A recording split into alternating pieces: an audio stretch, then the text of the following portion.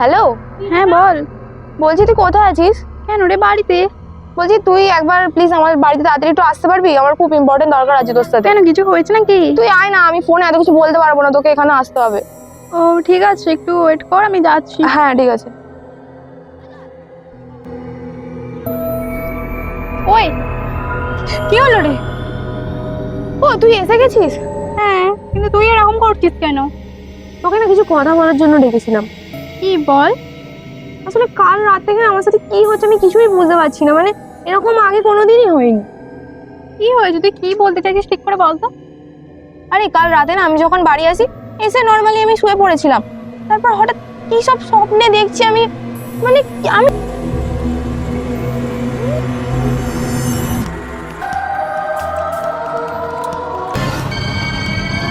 নিজেও বুঝতে পারছিলাম না যে কি হচ্ছে আমার সাথে।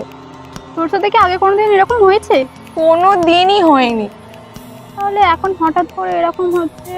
আমি কিছুই বুঝতে পারছি না। ঠিক আছে, তোকে তাহলে একটা মায়ের খোঁজ দিচ্ছি, তুই ওই মাটার সাথে গিয়ে একবার দেখা করতে পারিস। মাটার নামটা হ্যাঁ চন্ডালীময়ী মা। ওর কাছে গিয়ে একবার দেখা করতে পারিস, তোকে যদি কিছু তাবিজ দেয় তাহলে মনে হয় তুই ঠিক হয়ে যাবি। ঠিক হবে তো? দেখতে পারিস। আমার না খুব ভয় করছে।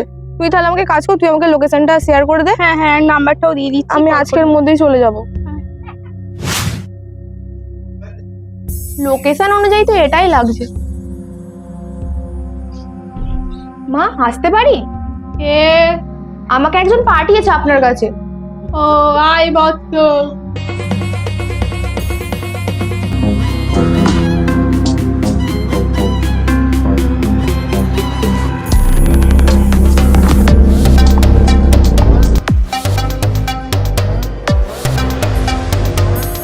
মা আমার খুব বিপদ, আমি খুব বিপদে পড়ে এখানে এসেছি, আমাকে দয়া করে রক্ষা করুন।